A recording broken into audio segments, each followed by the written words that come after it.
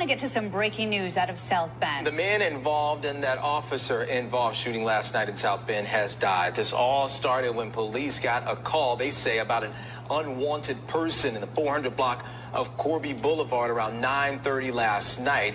Police say the person, now identified as 35-year-old JuJaun Bates, violated an active protective order and had a gun with him. Yeah, police say Bates eventually left the area as officers tried multiple methods to stop him. Ultimately, quite a few shots were fired.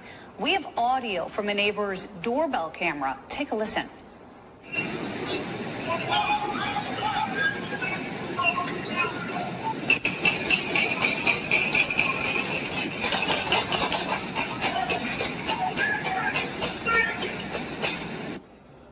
My goodness. And now here's part of our conversation from a nearby neighbor we talked to who witnessed everything right after those shots went off. This is what he told us.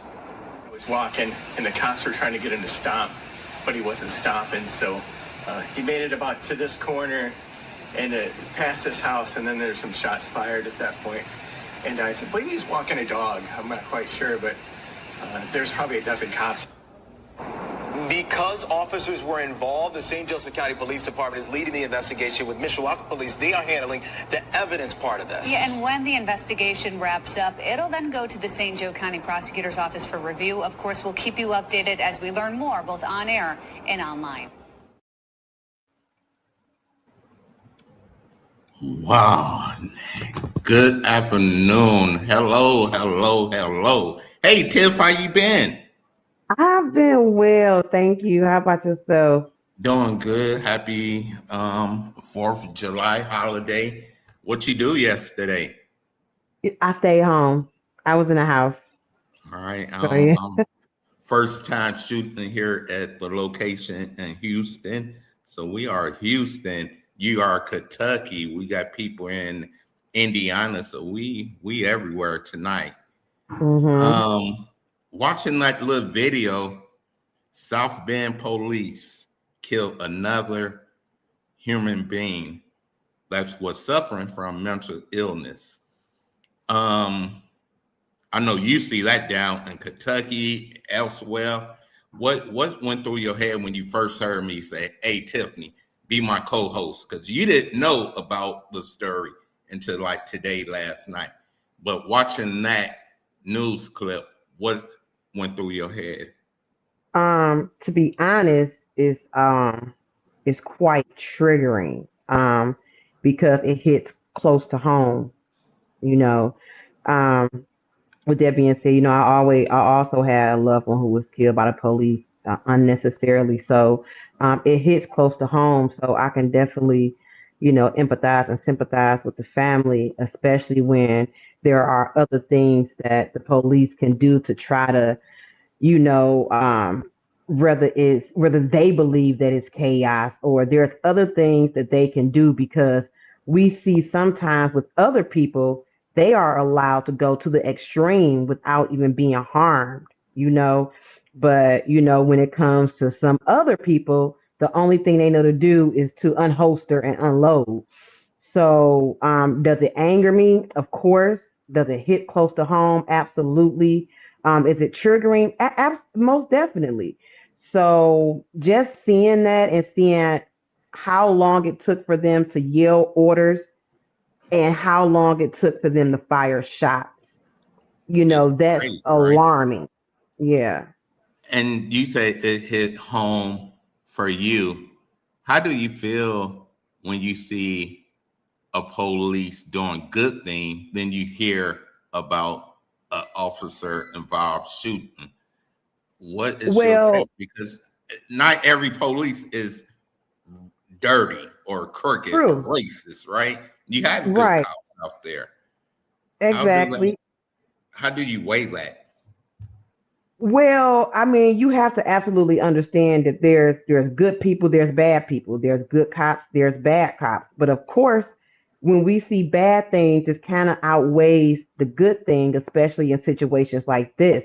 And even if there are good cops out there, you still have a sense when you come and, you know, when you have an interaction with the police, like, oh my God, I hope this doesn't happen. No matter how nice they are, no matter how personable they are, you still have that thought in the back of your head. Yeah, I understand that you may be one of the good or nice cops, but the same token, your fellow officers, or no matter where they are, have set a bad name for you all. So, it's kind of hard sometimes, especially when you have a one-on-one interaction with the police, because, like I said, it's good and bad people, but sometimes, depending on what it is, the bad outweighs the good. Wow. I want to bring up our guest tonight. We have JuJaun mother who gonna be speaking just about who he was. She not gonna be talking about no evidence. She leaving that to her spokesperson to take care of that area. But we're gonna talk about who he is as a Mm-hmm. person tonight. So the community, people who hear the police saying one thing, they can, know who JuJaun was. So I want to Absolutely. bring her up. My fight, I'm going to bring her up last. I'm going to bring up the godmother first. Let me bring her up here. Latrivia, how are you? Good. How you doing? Okay, we Miss are doing Trivia. good. Thank you for your time. Thank you for Mhm. supporting JuJaun. Mother, can you tell people how long you known JuJaun? How did you become his godmother? Who I known him for ever since before he had his first child.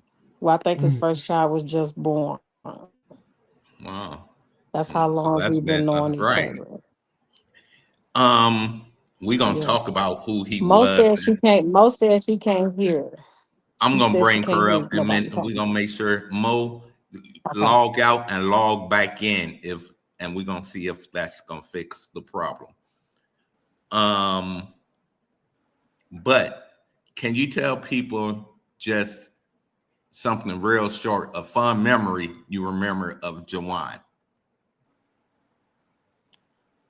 Juwan is funny and he is very, very playful. He played too much, but all in all, he was cool. He was a good dude. He was real good. And he loved his kids. He loved his family. He So you just remember him being as a father, a family person, not just his kids, but yes. you say family.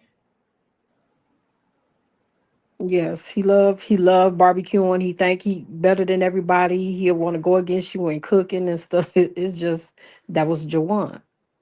So this Fourth of July yesterday, people still celebrating it today. The family have to be feeling like, man, he's not here. Like it's something missing. And you say he could cook. Yeah, because he the one used to getting all the yeah, he get all the fireworks and he invite everybody over to enjoy themselves, have fun, kids having fun, lighting fireworks for the kids, barbecuing and everything. Make sure you eat good because now we about to set it off. Right. I seen a video on Mo page today, just today. I believe it was from last year, and the fireworks went everywhere. And I was like, that's me all over. I do those dangerous stuff. I like, man, JuJaun was crazy like that. That's like me. So Yeah. I know that his family definitely miss him for this holiday and many more holidays to come. I'm gonna bring up the fiance Mo now. I believe she down in my waiting room. Make sure she can hear us. Hey Mo, can you hear us? Yes, I can hear y'all now. Can y'all hear me? Oh, we hear Yes, you now. Mo. I'm gonna let Tiffany ask you some things or whatever she wants to say to you, and then jump back in. Go ahead, Tiff. How you doing, Mo? I'm doing okay. That's good. My condolences, of course. And I know we're talking about the passing of Jawan, but I really want to touch on as far as the person he was, what he meant to you, and who he, as far as just the person he was overall and what he meant to you. So Me and JuJaun been together for 8 years, and we have a 3-year-old daughter named Blessing, and then I have a son that is 6. But I mean that's 7. He's about to be 8. But JuJaun was in his life since he was 6 months, and what made me so attracted to JuJaun when I first met him is how he was with his kids. Like he was a goofy dad, but serious at the same time, and he just made sure everybody around him was good, even if he wasn't. Um, and he just was the life of the party. Yep, keep going, baby. Um, and I miss him so much. I was not able to even get out of bed on the 4th because he loved the 4th of July. And yeah, he is someone that's going to be truly missed. Absolutely. And I know it's a sudden change, and it's not nothing that you get over. It's not anything that you get used to. It's just something that that we just go on day to day with, and we try to cope. But what was that next day like for you and the children? After Jawan was taken away from us. It was hard. It was hard to even go back home uh, because I was just waiting for him to say he was okay. We did Hmm. not find out he passed until almost 1 in the morning, and we was out there for four hours. And just to come to find out he passed away at 10:20 p.m. that day. So it's been hard. It's been hard trying to explain this to our 3-year-old because he was very much so an active father, um, and she just really missed her dad. Yeah, Absolutely. definitely. Thank you, Mo.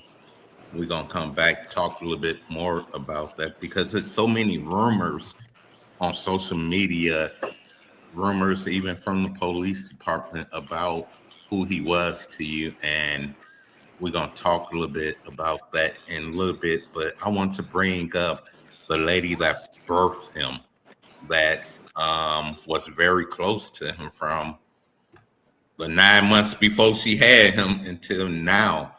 And just because he's gone, that don't stop her love for her child. So let's bring up the mom, Sherry. Hi, how you doing? Hey, Sherry. Thank you for coming on. Wanted to tell part of the story for the community to know who your son was, and we gonna get a little bit deeper than that a little bit. But I'm gonna let. Do you want to say anything to her first before we kick it off, Tiffany? Yes. I am. You have my deepest condolences, because just knowing, as a mom, raising your son, seeing his first steps, hearing his first words, changing that first diaper, to him becoming a man and him having his first child, that's a lifetime of memories, and a lifetime of just future memories that you just have to reflect back on. um, you know, that's going to live with you, for the rest of your life. And I know that's going to be hard. So I send my love out to you. Um, I send virtual hugs out to you. I wish there was more that I could say, but you have my deepest condolences and my deepest love for you while you're going through this time right now. Thank you. Sherry, before we start talking about who Jawan was, the lifestyle, I just want to let everybody who's watching know that we would not allow anybody on my platform to talk crazy to this family. So that's the number one rule. Um, we may be having the phone lines open for somebody who just wants to give out their condolences to this family as well. But before we start, I'm going to ask Tiffany to read the South Bend Police Department, the their policy talking about what they should do in times that they're dealing with mental illness residents. And you can Uh, let me know when you're ready, Tiff. I'm gonna bring you up by yourself so everybody can hear and see, because it's very important what it says. I'm ready. Okay, I'm gonna bring everybody down for 1 second, including myself.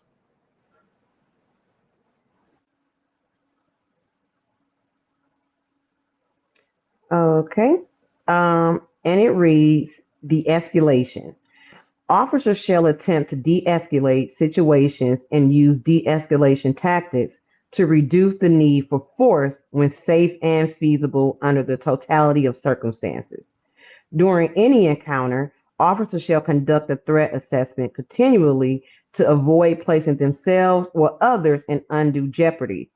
Officers shall use de escalation techniques according to their respective training and experience that include but are not limited to evaluating safety conditions, using communication to gain voluntary compliance through persuasion, advice, or instructions, introducing themselves and attempting to obtain the person's name, being patient, polite, calm, and courteous, and avoid overreacting, speaking and moving slowly or in a non threatening manner, demonstrating active listening skills, moderating the level of direct eye contact, identifying barriers for cover and concealment purposes, and placing the barriers between uncooperative subjects and officers when safe and feasible, creating distance to maximize tactical advantage or reaction time, removing distractions or disruptive people from the area,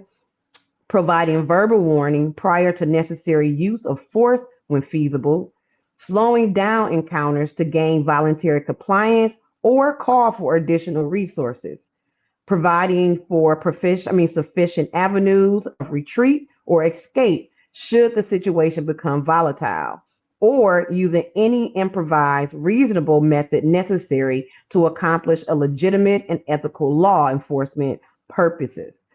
Officers generally should not use stance or tactics that can be interpreted as aggressive, allow others to interpret or engage the person, argue, speak with a raised voice, or use threat to obtain compliance.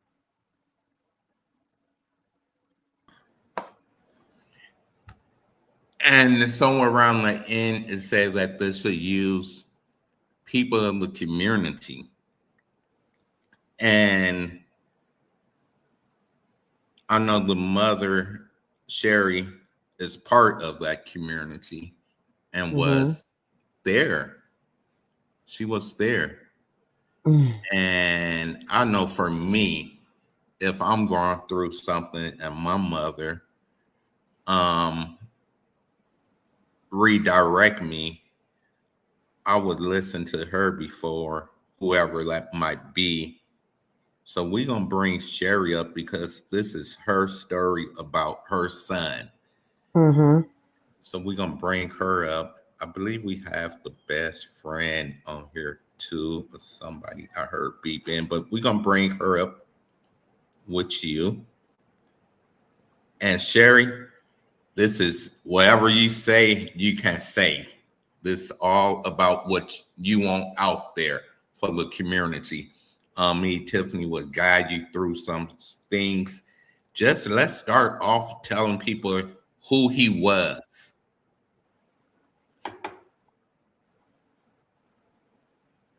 I can't hear. Oh, you on mute, Sherry? Okay, can you hear me now? Okay. Yep, go I'm ahead. sorry. He was my baby boy. That was my protector. He was my big bear. He was my bug. He was just everything, you know. He felt like he was the one that had to make sure everybody in the family was good. You know, he just had such a love for family. People would see him and think because of the way he looked, how he was built, that he was just automatically this.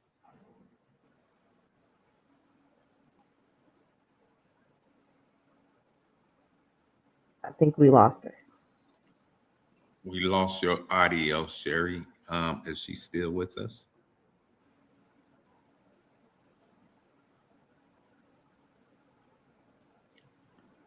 While we try and get Sherry back. If you hear us, Sherry, just log out and come back in. We lost you somewhere. I'm gonna bring up. There's just so many rumors out here, even from the South Bend Police Department. I'm gonna bring everybody up here.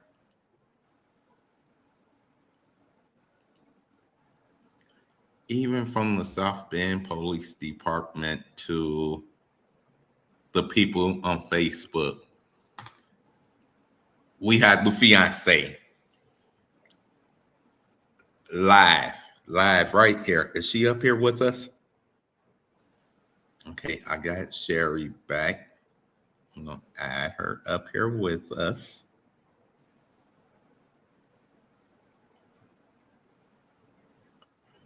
Okay. Is Sherry up here with us? Not yet. Okay. I'm gonna bring her up. But Mo, before Sherry start telling us, where she at with this, there's so many rumors that I heard personally myself, read. I'm up at 4 o'clock arguing with people on Facebook like, why say something that's not true? People is saying that this man had your life in danger the night that South Bend police killed him. And just for the record, and you don't have to go in detail, we just want to know, is that true? No, he did not have my life in danger. If anything, it was his own life that was in danger. At any time, did you ask the police to let you speak to him so you could redirect his thinking? Yeah, they came and got his phone number from me, and then my mother was also there, and then Sherry was on her way there Hello. too to speak to him as well, but no one was. They didn't let anyone speak to him. Okay. I'm going to put Latrivia on mute, you guys, and she can't unmute when she's. Okay. So to clear up that rumor, you guys hear it directly from his fiance. Her life was never in danger. Never in danger. Sherry, jumping right over to you where you just left off from. You said that people, because he's big, he have no criminal background. Am I correct on that? Yes, he has no criminal. I mean, he has when he was younger fighting and stuff like that, but Criminal. nothing criminal, that's major like that. No drug charges, no nothing like that. It's just mainly, back in the day, he used to fight a lot. He was known for fighting, and so people just automatically just assumed that. But the thing they didn't know about him is he was changing his life. Mm-hmm. He was doing things. He had positive people in his life. I just put a picture up. I don't know if you can see it on your end, Sherry. Can you see that picture?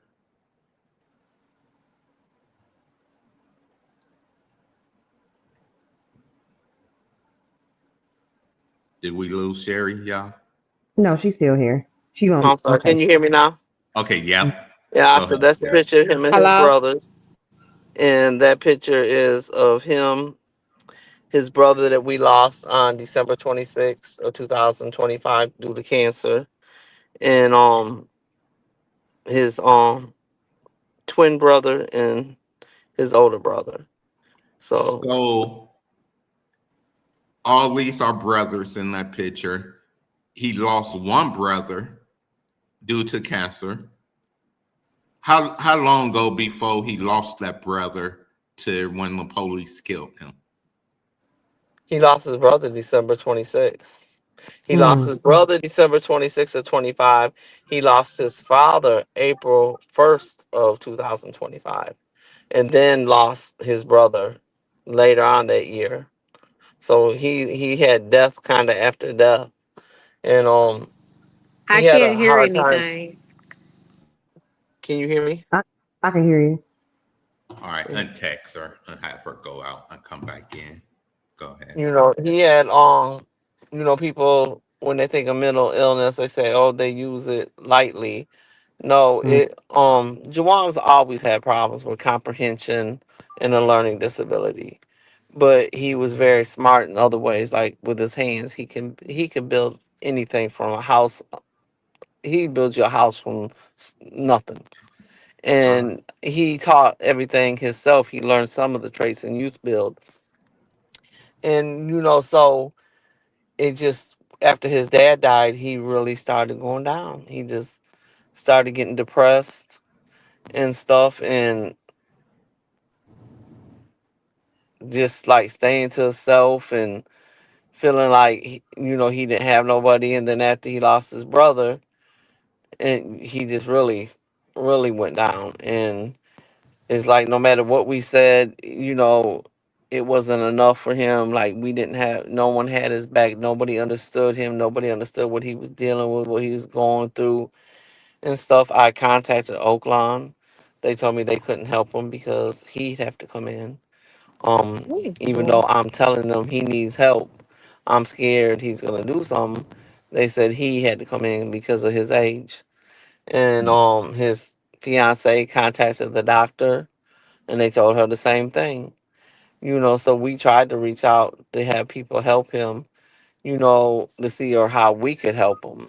And it even went to the point to where he kind of knew he needed help, but he he was always that one that protected everybody. So to admit it, it was more like a defeat to him. Like he let everybody down. He failed.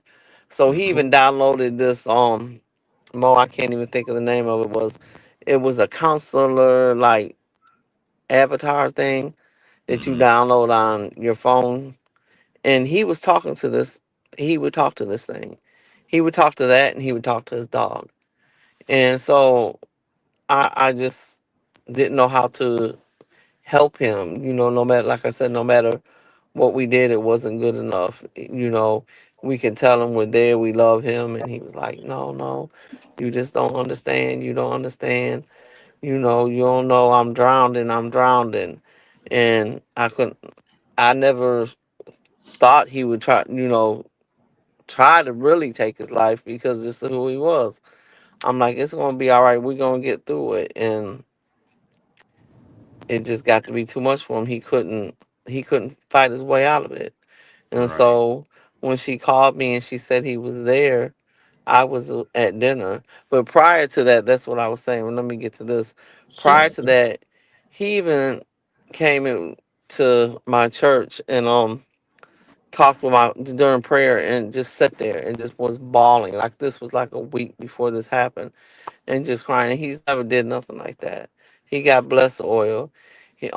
I was out to eat with Miss Fisher from Original Fisher's Barbecue. When he found out I was with her, he's like, Mom, his last words was to me like, Mom, tell her to pray for me. And he called me and I said, well, she said, she always does that. And he went to asking me what was my favorite color, what did I like to eat, and then what did I said, Jawan, why is you asking all this? He said, I just wanted to talk to you, Mom. That's it. And I said, well, I'm on my way home. I said, meet me there. We'll talk. He said, all right. He said, I love you. And he kept calling. I told him, Miss Fisher, I said, I answer the phone because I'm scared if I don't answer, he might do something. At least if I talk to him, I know he's all right. And then that's when I received the phone call from Mo stating he pulled all the way up there. And she said she knows if he comes in, they're going to get to arguing, and she don't want that. So she's going to call and ask the police to have him removed. And so I was like, okay, but I called him and he was just like, Ma, I love you. You did the best you could for me and my brothers. And he was like, just let my kids know I love them. And I'm like, Joanna, I'm on my way there. I'm on my way there. He said, I love you. And he hung up. He wouldn't answer. So I called 911. And I said, I'm the mother of the guy you just got a call from on Corby Street. I said, I'm on my way there. I said, please, as you hear the 911 calls from the beginning, the first words that came out of my mouth was, please tell them not to shoot him. He is not a threat to them. He's a threat to himself. He is not a threat to them. I listed all his medical diagnosis, everything, and told dispatch. She told me where to go. Somebody would pick me up so I could talk to him, and they never did. They had me So sit hold there on real fast, and Sherry. never came. And I You called them said 3 times.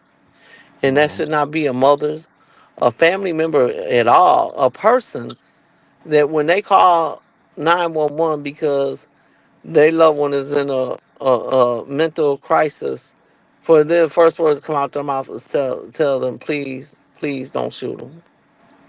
Tell them, please don't shoot them. They're not a threat. They're a threat to themselves. That should not be the first words that comes to their mind, is to reassure the police, don't shoot him, don't kill him. He's a harm to himself. So they knew from the beginning that he needed, mental intervention, and they didn't provide that. They didn't provide it. They handled it as a standoff. Do you think, Sherry, do first, let's go back just a little bit when you said that you told the police that he was not a threat to nobody, just to himself. At that time, was you willing to speak to your son? I think we lost her again. We lost her. Okay. When she come back, that's gonna be mine. Just Mo, are you with us?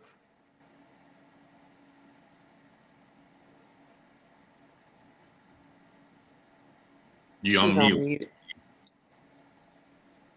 Can't hear me, Mo. Latrivia can. How about you? Okay, here goes Sherry. Let's bring her up here with us. Well, I was about to say, while you adding them back and texting them, I do want to weigh in on something. Go ahead. Um. Oh, okay. There she go. Okay. Go ahead. Weigh in and then unjump back on. Um. I was hearing Miss Sherry, talk about how they were trying to explain to JuJaun how they loved him and they really couldn't get through to him.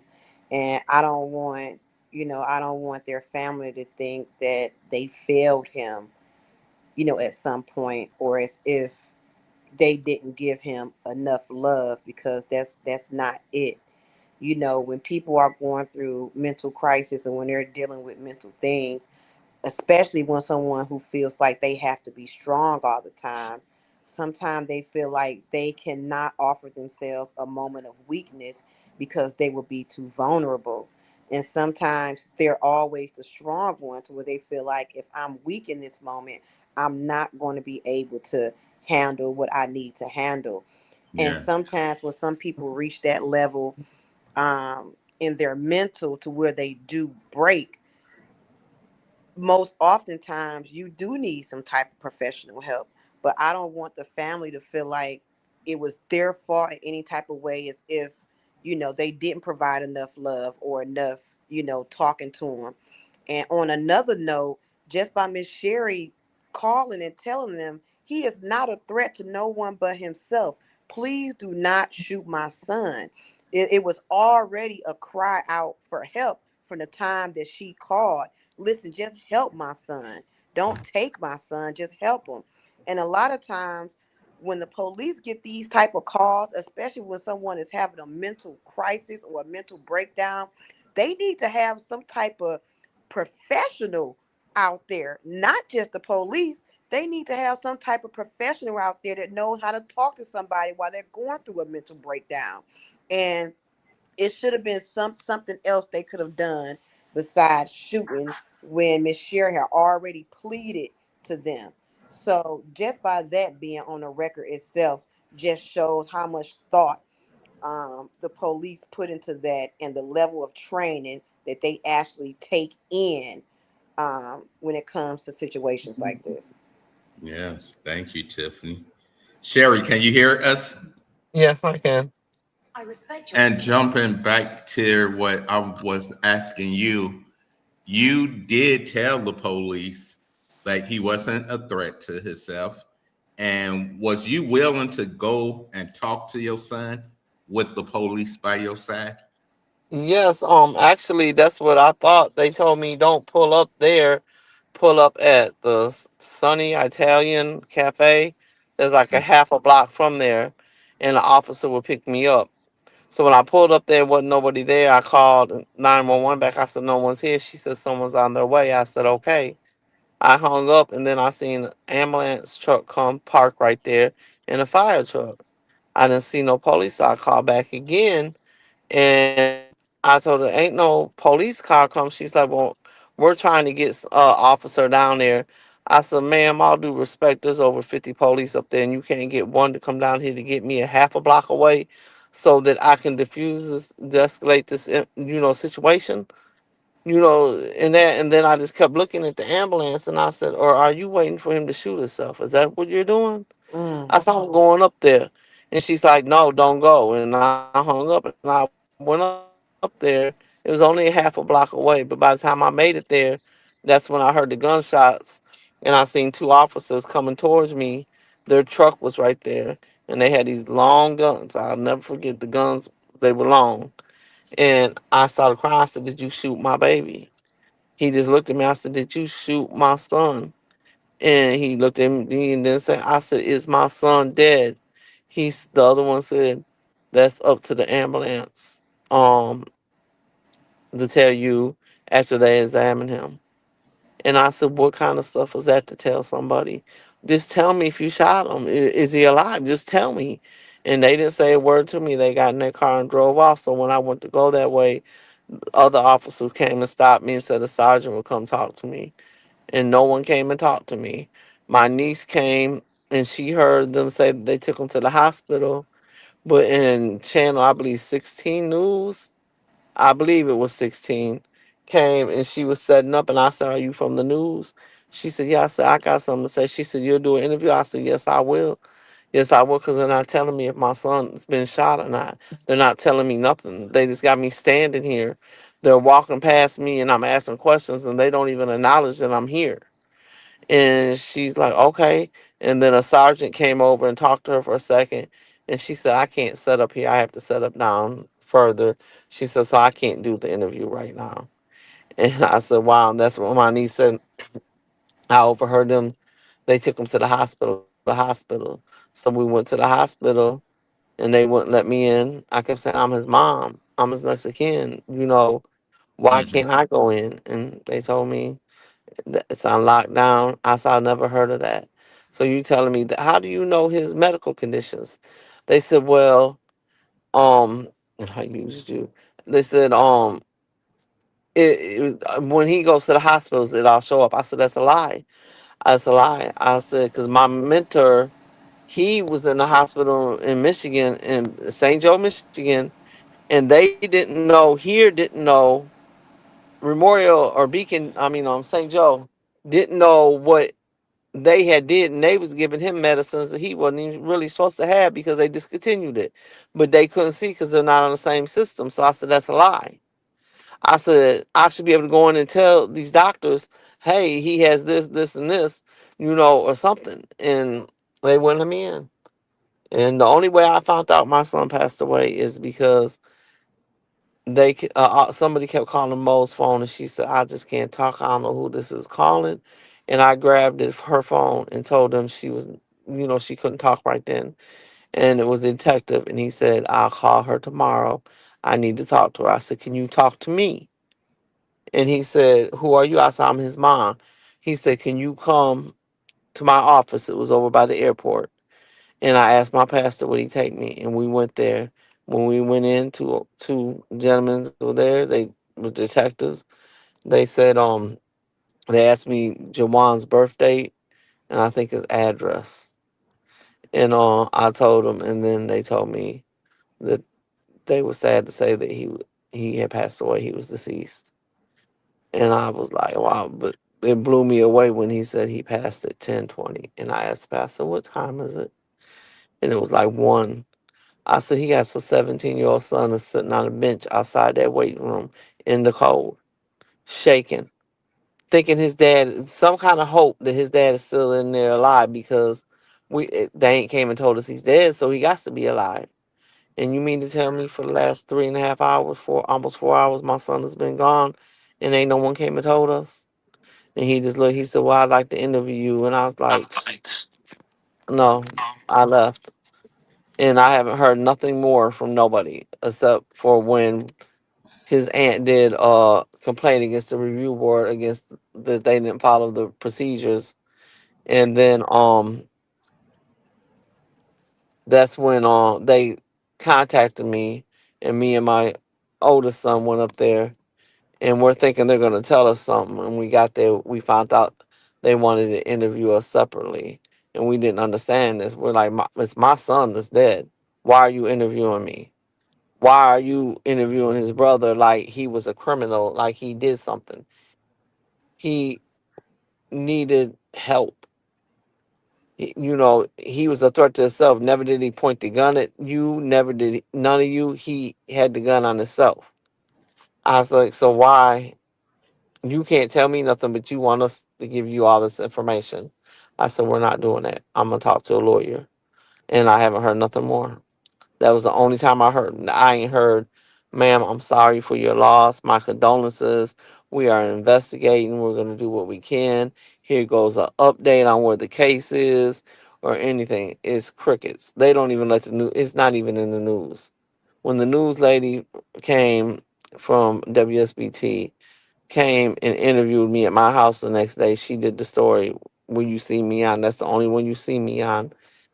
She had to stop the camera because she did not know he was deceased. She asked me how he's doing.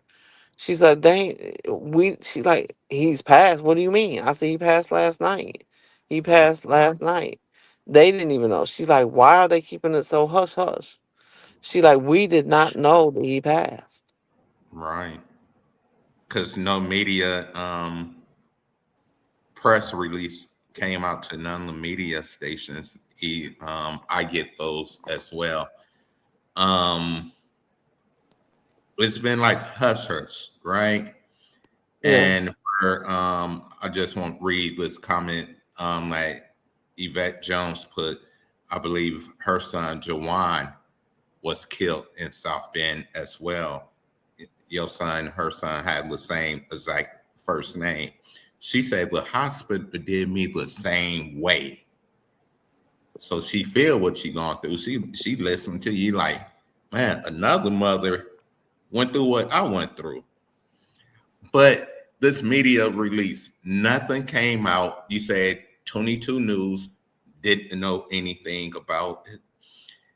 For those who don't know, Sherry used to work as my vice president for Justice for Michiana.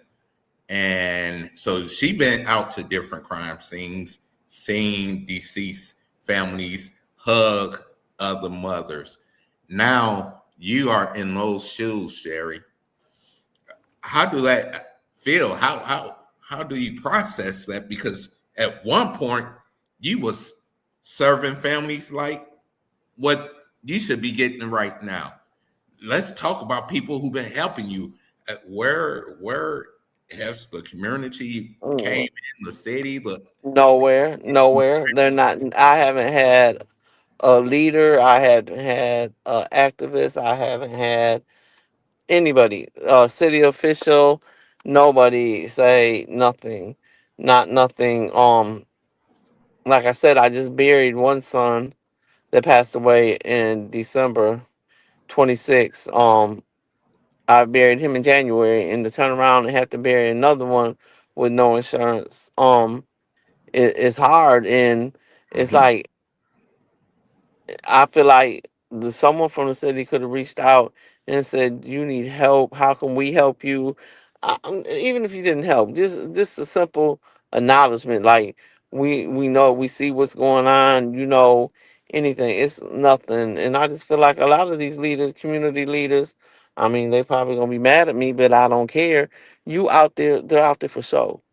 They're out there to get elected, or they're out there because it's a high profile, it's a kid, or it's this. It's gonna bring them media. It's gonna bring their name into it. But there's a lot of people out there that need their community, activists and leaders and stuff to be involved in stuff that's going on. And it's just crazy. It's crazy that I haven't got not a text, a call, nothing. Tiffany, I know your family went through something like this.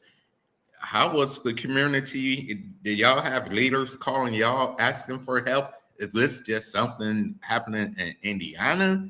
What? No, my brother was actually killed in Kansas City, Missouri, by the police.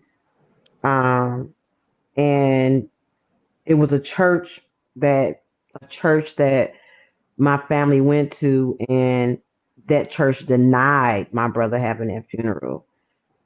Eventually, once they started getting coverage, people wanted to come out, all of that stuff once it started getting coverage.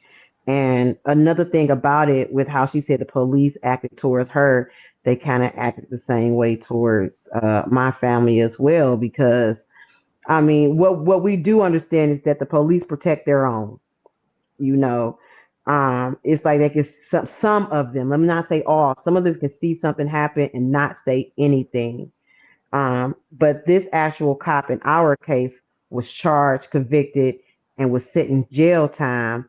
But the new mayor came in and let him off and let him out. So when we dealing with an officer involved shooting, one thing that we can always count on is that they are not going to get the same time that a normal citizen would get. There's always, well, I would say a huge percentage of the time, to where they're going to conceal, they're going to cover up, they're going to try to protect the officers who let off those shots. So my not well, as far as my encouragement to the families is to just, no matter what happens, continue to stand your ground, continue to fight for justice, continue to keep your son, your fiance, your godchild name alive, and don't stop until you get it. But yeah. Mhm. Sherry, and I know, working with Sherry, she definitely, a factor. She spoke for other families. So I'm real fast to tell people about my child. If I'm speaking for someone else's child, I'm definitely gonna speak for my child, right? Um, so this just not happening in Indiana. We hear the lady who making the comments did the same thing to her. Sherry, as we moving forward to next week, we sent the email out to the mayor, giving him to Friday, and I believe he got now 2 grace period days.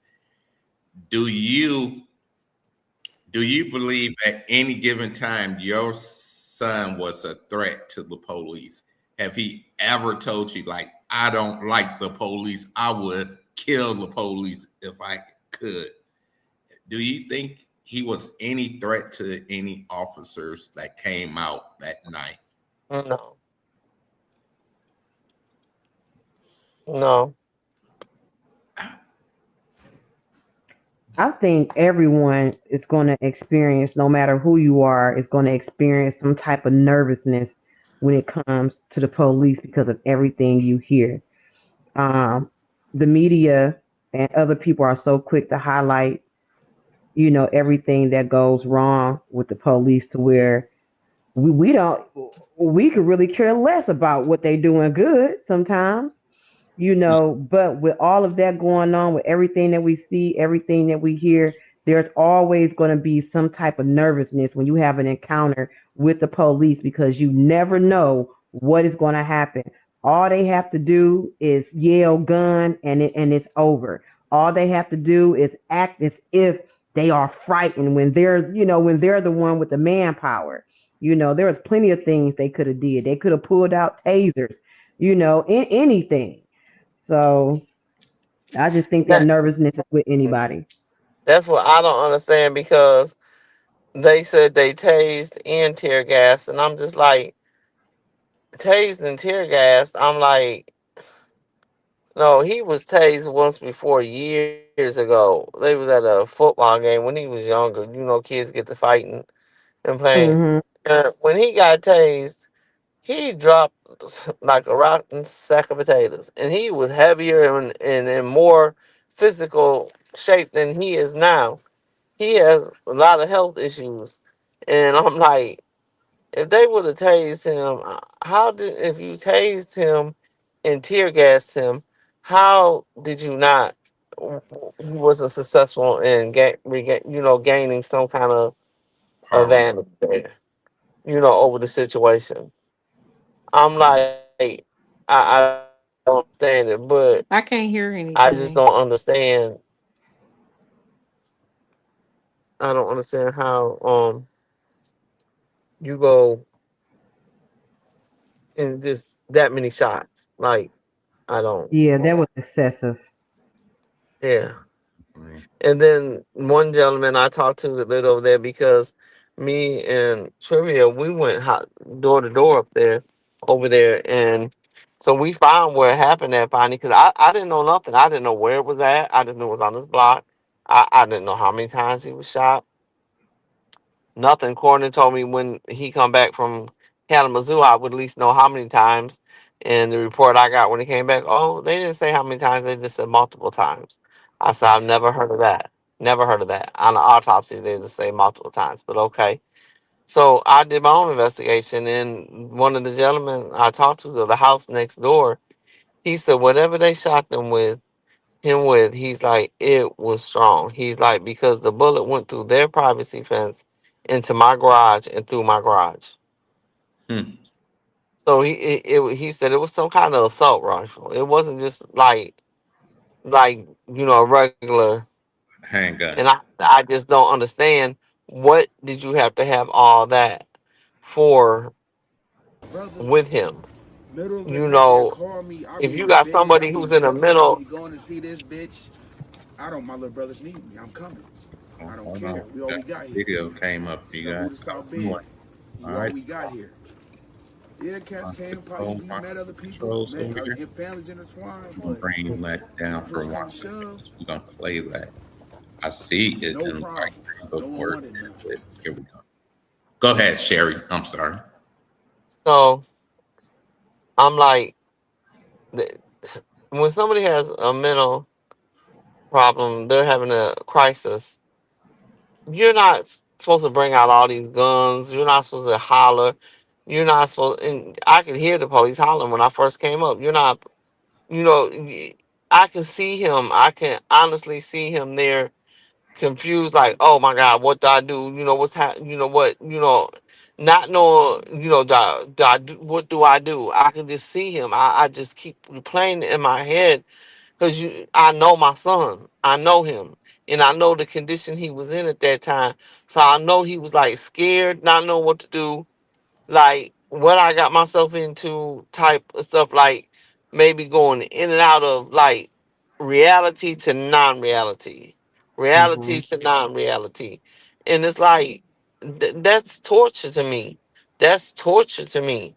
That's all I think about and keep replaying and replaying and replaying. Like, why didn't y'all just let me talk to him? Why didn't you give me? If you didn't want me to be in the crossfire, you could have put me on the police radio microphone to where it talks over the microphone. You could, and I could have told him, JuJaun, pick your phone up. Your phone or stuff or anything. I could have talked to him. It was worth a try. I mean, you said you had a standoff per se for that, what, 10 minutes that you was there. You could have took 3 4 5 minutes to let me talk to him to see if that would have brought him down and could have controlled the situation. But no, instead you rather had the guns out on him and made it like you guys was in a video game or something. Like, you know, it's all fun and games. Hey, if we get him, we get him. If we don't, he's just gone. Hmm.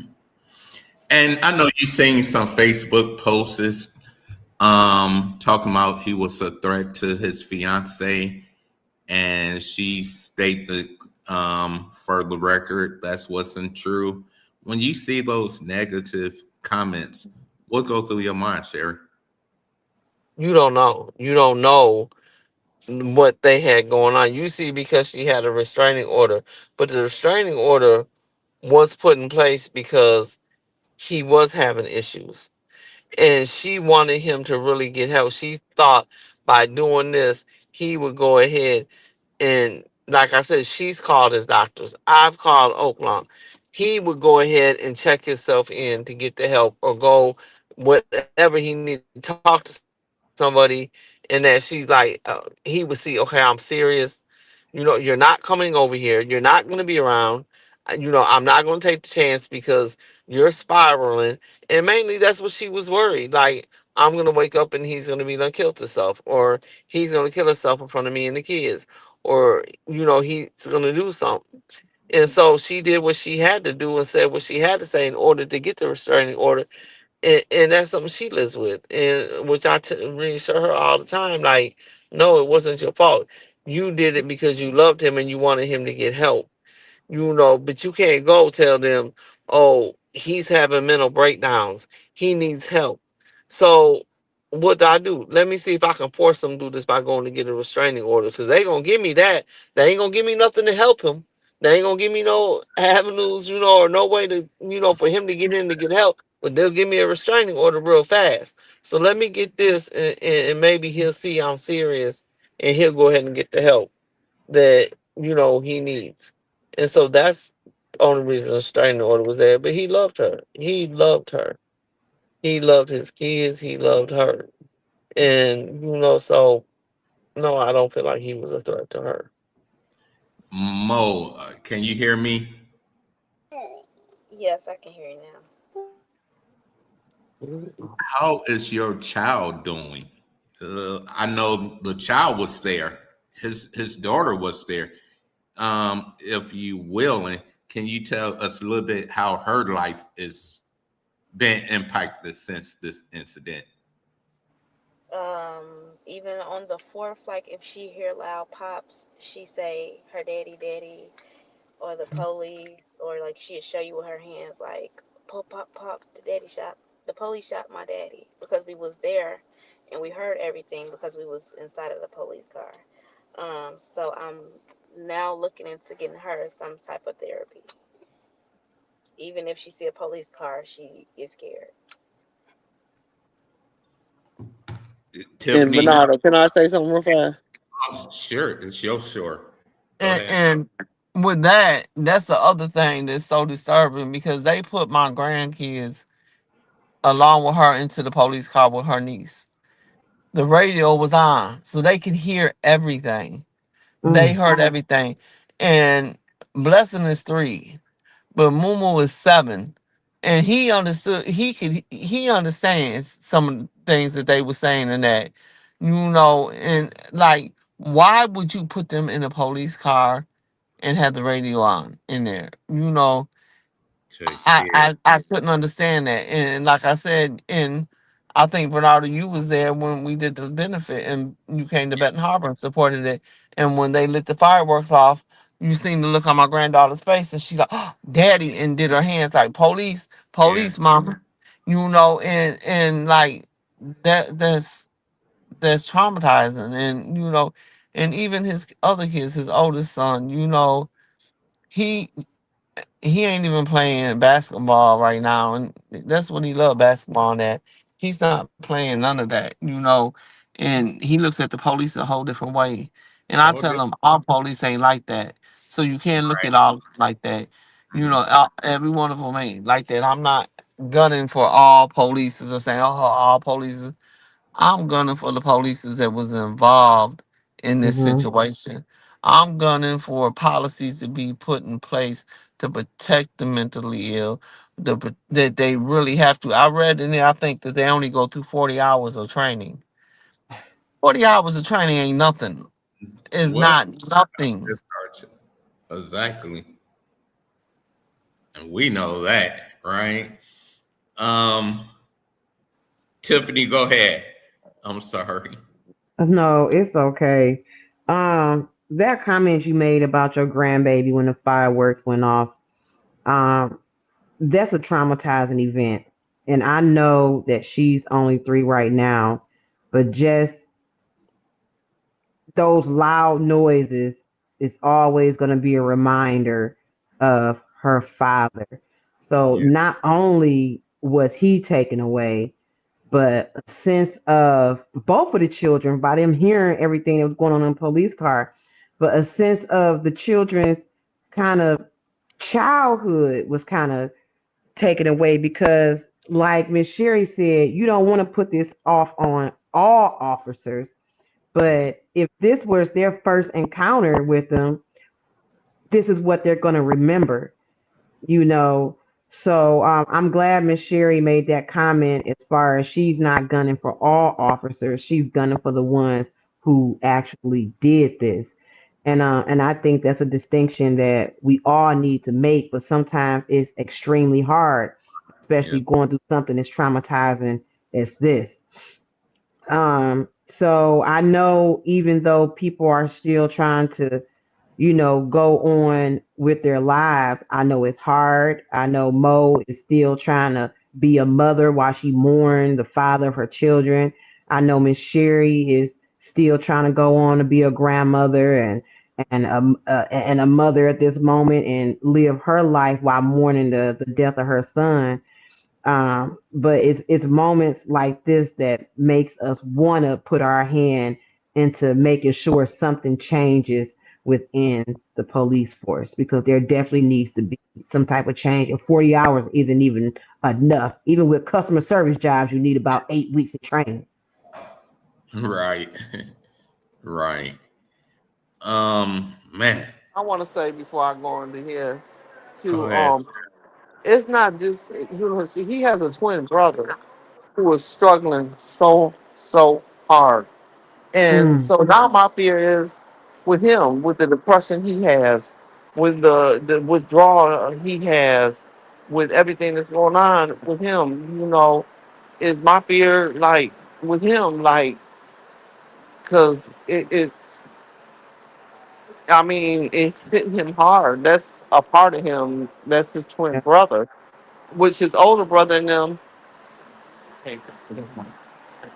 boo, boo.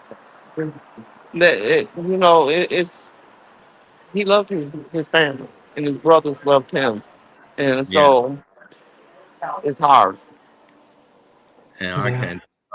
When we were just in Bent Harbor, spoke with John, um, and you could see the hurt, Tiffany, on his face, and he was like, "I really thank you for helping my family. Like, ain't nobody helping us, and we grieving, trying to stay positive, but." As my grandmother used to say, one apple would spoil the whole bunch. And that's what we have here. These officers killing JuJaun. Now everybody looking at every officer. And let's be real with ourselves. Every time we see a police killing somebody, it don't have to be the good cops, right? But now we look at the whole unit as a one because one of their officer, or several of their officers, violate what we want to trust. How can the black community, and I say black because we not seeing whites getting killed by white officers. It's happened, but you don't hear about it, right? So how can the black community move forward every time we see them killing something that look like us? well, you got to take into consideration the day and age we in right now. You got to take into consideration what's being allowed out here. What's going on? What did they just have? Was it 100 or 300 of the guys marching through the Capitol, whatever they were doing? People feel more entitled to say certain things. And it's, and it's on every side, but what's being highlighted on social media is that black people are getting the brunt of the force, which I believe that is happening. But when it does happen to other races, they don't highlight it as much. And by JuJaun being just sturdy in nature and being a kind of a bigger guy, I don't know if they were intimidated. I don't know if all they training went out the window. I don't know if they said, yeah, this is another one we can get. But it truly says something about the officers who pulled that trigger. And this is what I believe. When you have an unjustified killing, right? Mm-hmm. With an officer being involved, I feel as if that officer should not be able to pick up another weapon a day in their career. They should automatically be taken off the force because they cannot control their emotions, Hmm. and that makes you kind of scared. So we just got to look at the type of times we in right now. This is what's happening. Mo, you have any comments you want to say?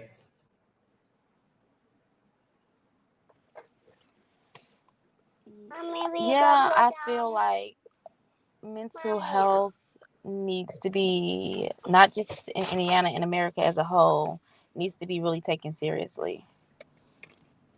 I mean, just because you killed somebody, that don't mean like every time somebody have a mental outbreak, do that mean everybody's gonna get killed? Like, so something needs to change. Yes, baby, hold on. Okay, hold on. Okay, wait. And your daughter is 3, am I correct? Yeah, she's 3. I And think you she might be the only one to can hear. remember, you know, her first experience with the police is bad. Like, y'all killed my daddy. How do she grow, right? I don't even know if 30 gonna help that. Like, how do you tell a child to trust the police? But you took the man that I love. That's gonna be hard for that child. And Yeah, she's only 3, got many more years of life. yeah, I definitely agree with that. And I know his funeral service is coming up next Sunday. And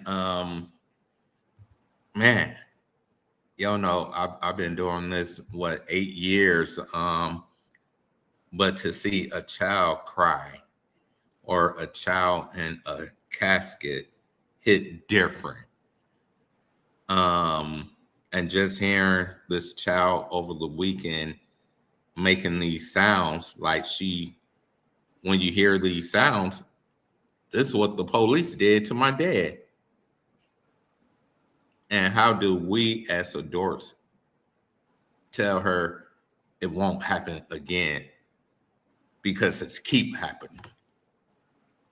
It's keep happening. Godmother Latrivia, you have any closing comments? I just feel that there do need to be justice because it shouldn't have even went on like that. I mean, knowing that they had got a phone call and CC had already said that he had a mental breakdown. I mean, they should have took that in consideration and they should have let her went over there to talk because if they would have let her went over there and talk to him, he'll still be here today. Daphne, I believe that as well. I believe that as well. I believe that as well. I got to play a commercial, you guys, and then right after that commercial, we're gonna play part of that balloon release for the public to see that he was loved. People came out in dozens to support him. So I'm gonna bring I everybody can't down. hear. You can't hear? Somebody say buy her a phone for Christmas. We going I'm gonna kick her out, y'all, and she gonna come back. But we're gonna do this video and a commercial real fast.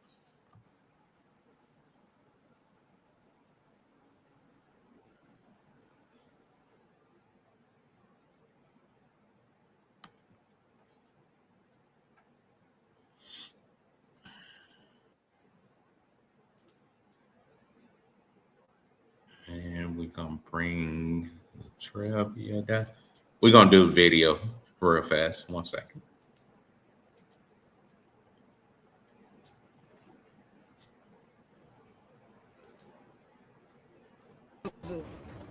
Middle of the night, they'll call me. I'll be in the bed. I'm getting cussed out. You going to see this bitch? My little brothers need me. I'm coming. I don't care. We all we got here. Since I moved to South Bend, we all we got here. Yeah, cats came. Probably we met other people, met our families intertwined, but when push comes to shove, no problems. No one wanted none. Not because it was a force we reckoned with, not because he was a dangerous person, because he loved hard. But if you call, you better call him for sure, no. Whatever you want to go, gotta go. But if not, he gonna cuss you off and call wasting his dang time. But that's my baby, man. That smile with the goals in his mouth.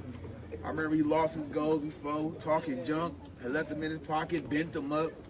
Bro, I leave my goals. No, you really your goal. I didn't even see you last night. I thought I was with you last night. No, you what? You talked to me though. But that's my baby, man. Just to speak on the goals part, we was driving through Ben Harbor one day, and JuJaun was talking to whoever he was talking when he was screaming or whatever. He was like, you know that he went out the window trying to spit. He spit his goals out. He made me and the kids pull over and was looking to the street for them things. Looking like Dame Dash by the mouth. But listen, that's my baby, man. He loved them too. That's when he loved his kids.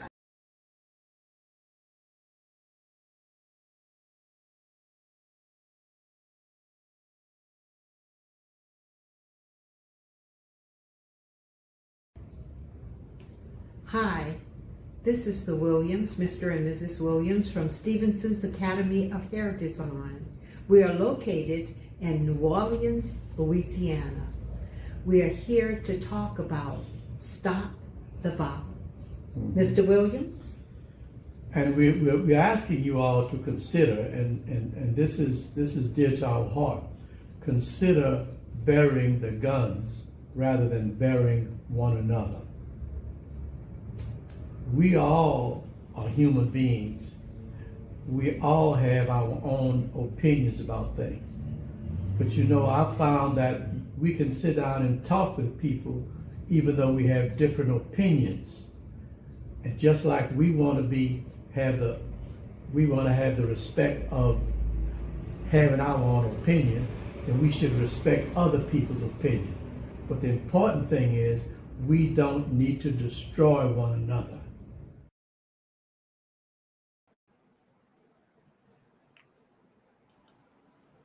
Tiff, I'm gonna bring you up with me before I bring Sherry back up and everybody.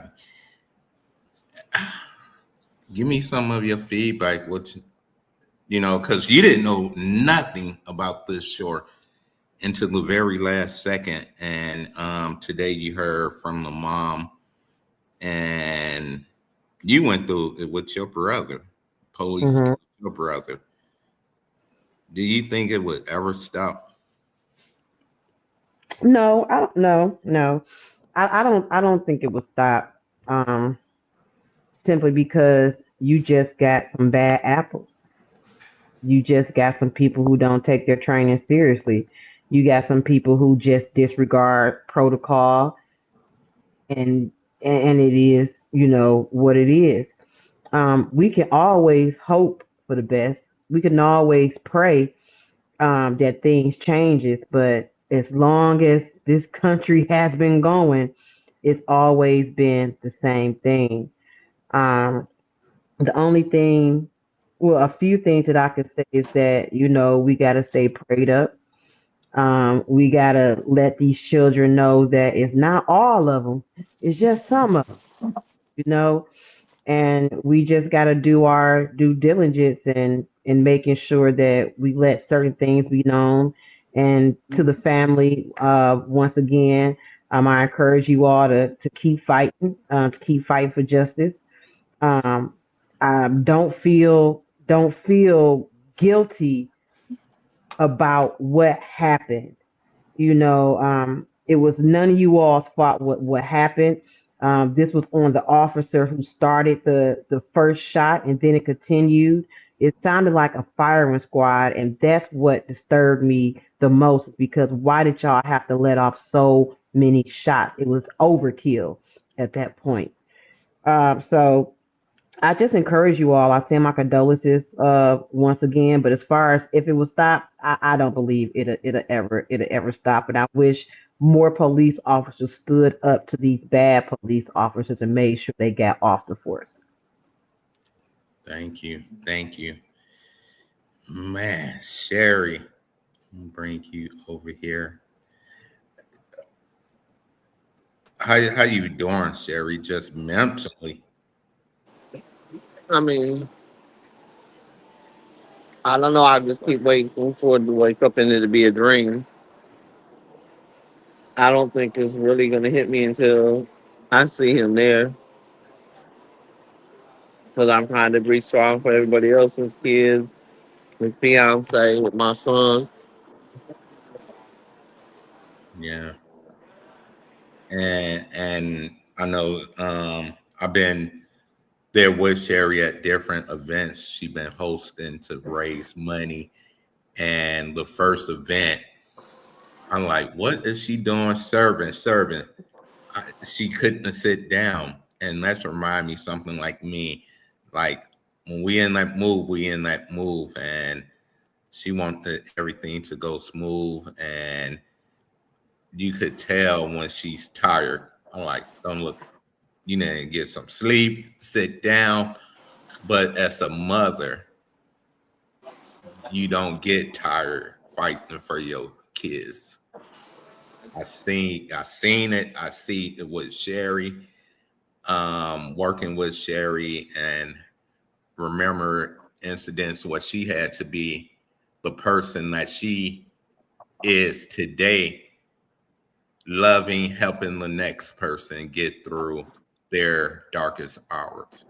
And to hear her say that the community, the mayor's office, the other organizations in South Bend, Indiana, have not reached out to her to say, how can we help you? It's crazy. And if any of them is watching, you can inbox me for her number. She needs support. She needs support.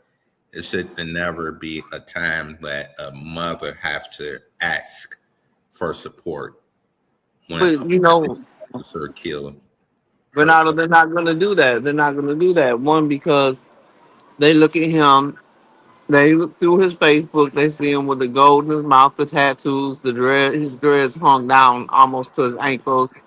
They see that this in the community. I'm calling them out too. They see him as a thug. Oh, he was a thug. He was this. He was that. No, he was a son. He was a father. He was a brother. He was many of things. Mhm. And so what happened to innocent to proven guilty on things? You guys, you tried him, you convicted him, you judged him, and you felt like he was one of the undesirables. And so they're not going to come out. They're not going to help. They're not. And when you look at his pictures, like long drag go, I had go back in my days, right? Let it make me a thug. Long dress, that's not making him a thug. I mean, look how he's dressed in these pictures. Um, but when you tall, dress, go, people want to label you. But if you look through these photos, nothing point, oh, that's a game banger, that's a thug of the community. What you see is a man dressed and with his family. as a family man. Now, it's been different podcasts I do. There's kids have guns and other things, but you don't see all the photos I receive of him. Not one suggests he's out in the street doing negative things. So I want to make that very clear out there to people who watching. A family man, what we see, taken by the hands of the police. Simple. Sherry, what if the mayor of South Bend, because I'm emailing him this podcast, just so you know, I am gonna email him again and let him know. Luckily, I'm out town, but will return. But listen to this mother. What would you say to the mayor?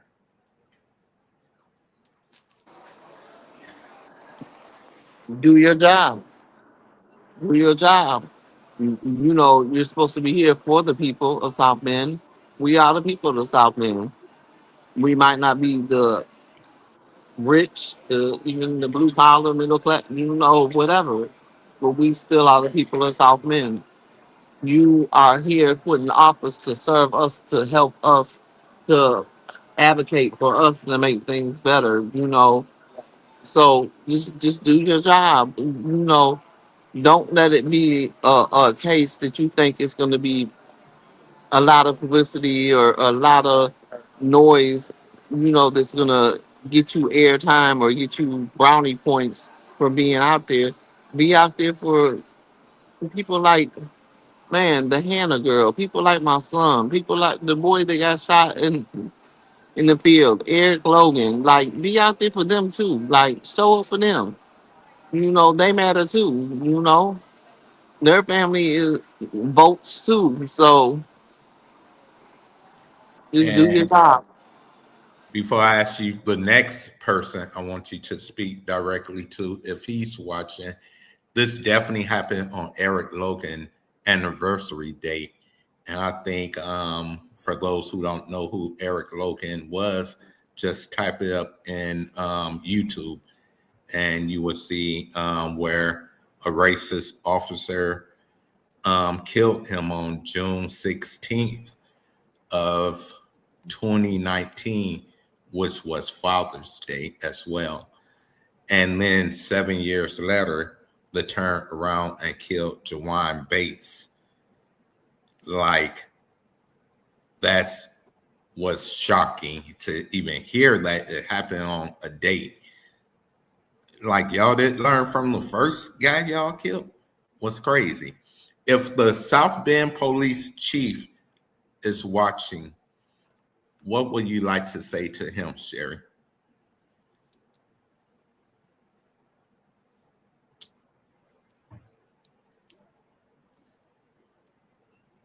Might have her on mute. Do What did you you hear say, me, Sherry? Bernardo? If the South Bend police chief is watching, what would you say to him? To correct you, that it was a standoff, that my son was outside the car when the police arrived and he was not outside the car. His fiance was standing right there to see everything out her back window. He never got out the car, and even when she got in the car and could hear everything, never got out the car. Even if you listen to the public, um, I don't know if that's 911 Dispatch. dispatch. Yep, dispatch. Yeah, even listening to that, it, and it says that on there the officer closed, closed.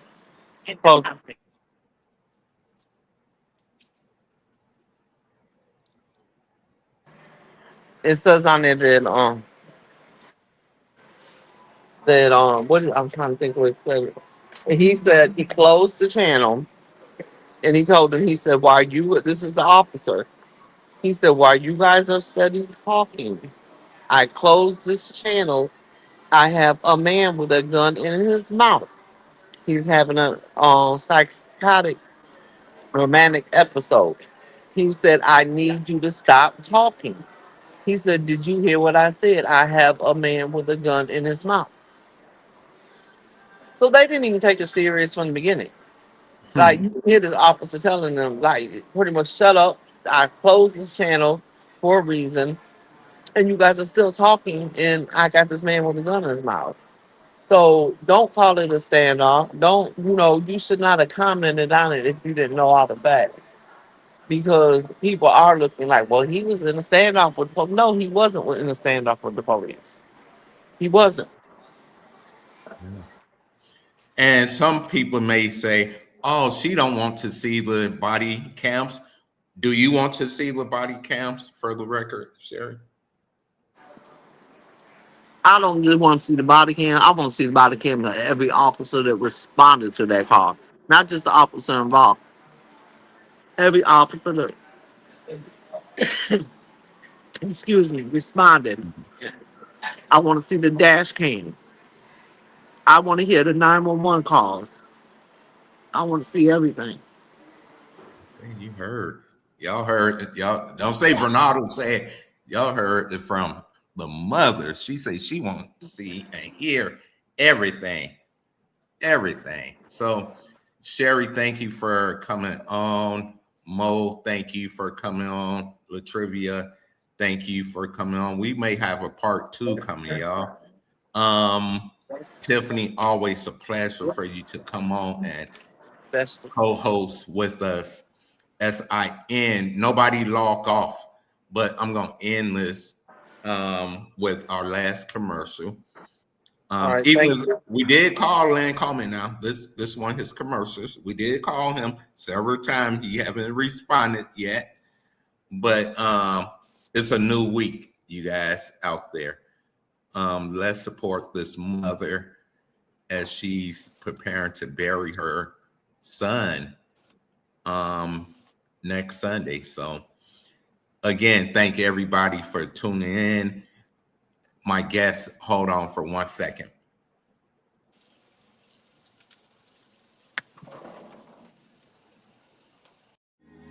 It is said that guns don't kill people.